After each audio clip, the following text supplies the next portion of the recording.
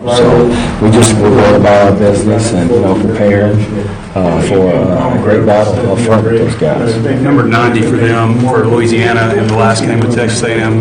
Had a pretty good time getting in the backfield. So what did you see out of him that it would allow him to get back there? I think some of it was, he did a good job of using his hands, and Texas A&M had a breakdown. I know one time there was a miscommunication, and he was able to get in the backfield.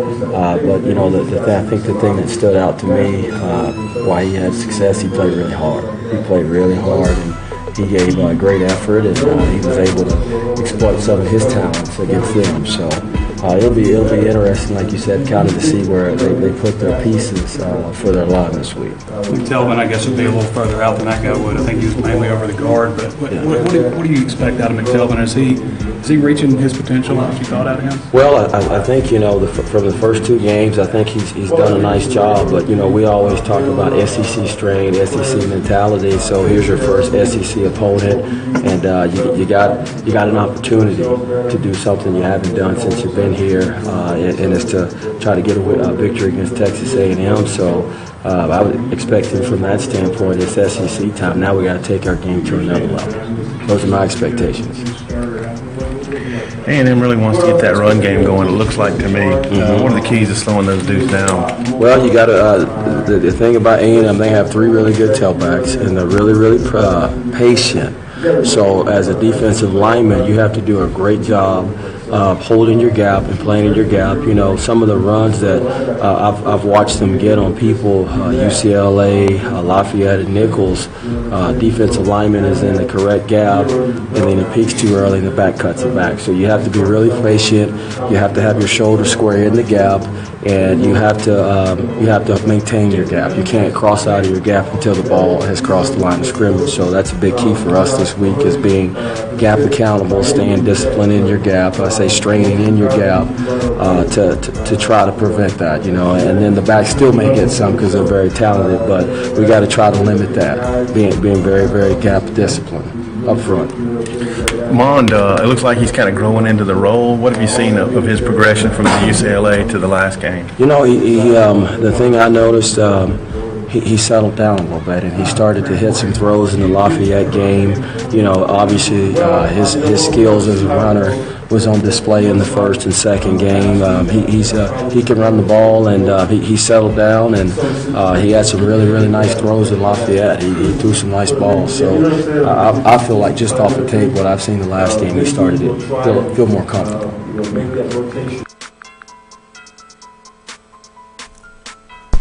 Welcome in. It's our Thursday edition of On the Hill with Pat Jenkins Sports Talk. This segment is an audio brought to you by Lindsay & Associates, with locations in Fayetteville, also 2 locations in Rogers. We bring great neighbors together. This is also brought to you by Locomotion. It's located in Fayetteville, just below the Northwest Arkansas Mall. Check them out. And lastly, it's also brought to you by Fun City. It's located right off the 412 highway in Springdale, Arkansas. If you don't get a chance to catch us each and every day here on our live stream, you can check us on iHeartRadio as we podcast our top segment each and every day on iHeartRadio. And I want to let everybody know we opened up with audio from defensive line coach John Scott Jr. Talked about just the responsibility that this Arkansas front's going to have when it takes the field Saturday at 11 a.m. kickoff versus Texas A&M. We all know, Demetrius, that A&M is a very violent rushing attack with Ford, Travion Williams, Bussey. And also, too, even the quarterback, Kellen Mond, has been known a time or two to get some chunk yardage. When you hear Coach Scott talk about the importance of being gap sound, is that something that you agree with? Definitely. I was watching a lot of A&M film, and I think Coach Scott really hit it on the nail when he was talking about those running backs like that crease and those cutback lanes when they see defensive linemen out of position. So I think it's really going to be critical for guys like Bijan and guys for T.J. Smith and Sosa to really play discipline, because sometimes you can get happy with that pass rush and really get caught up in kind of your stats and want to get those sacks. But it's just really going to come down to them playing team ball and really doing what's best for the unit, for the defense to succeed as a whole. We want everybody to know that we will be talking in big-time depth about Arkansas and Texas A&M. Demetrius and I will welcome some of our guests. We'll have Damon Sales. He'll be on at 105. We'll talk about Texas recruiting and, the impact that winning games like this has going forward for the University of Arkansas. Also, too, we're going to have Derek Oxford of Mascot Media. We're going to get his takes on the Aggies and the Hogs and talk a little bit with Otis Kirk of 247 Sports. He'll be joining us as well to give us his take. And we got a new segment that we're starting tomorrow. It's called the Get Left or Get Right.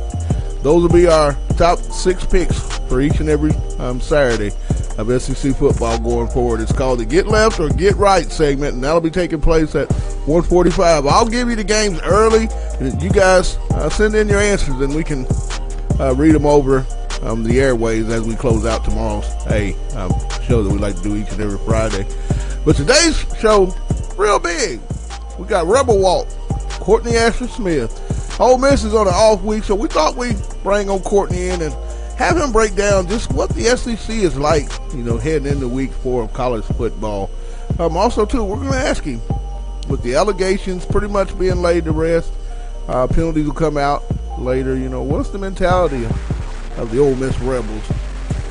And lastly, his top 2 games. Where will Courtney be looking at most when it pertains to SEC football? Which places will he be? And we'll ask him from a distance. Lastly, his take on the job of Coach Brett Bielema heading into year 5. Is it hot seat, semi-hot? We'll find out what Courtney has to say as well. And then in the 1:30 hour, third segment, we'll come in with Touchdown Alabama, Stephen M. Smith, and discuss a big game. Maybe one of the ones Courtney keeps an eye on. It's going to take place in Tuscaloosa as Alabama hosts the Vanderbilt Commodores, a team that's you wouldn't think, big game, Vanderbilt, you wouldn't think that would come in. But Demetrius, real quick before we go to break, you got 2 games. Where your eyes at this week? I'm watching that game down there at Tuscaloosa. I think that Vanderbilt team is really intriguing. You really don't know what you're going to get from them. And this will be their really the biggest stage they're probably going to be on this year versus the SEC opponent. So I'm really eager to see how they match up against this powerhouse of the West team. And we're going to take a quick one. Next up, Courtney Asher Smith of Rebel Walk. It's on the Hill with Pat Jenkins. Back in a moment.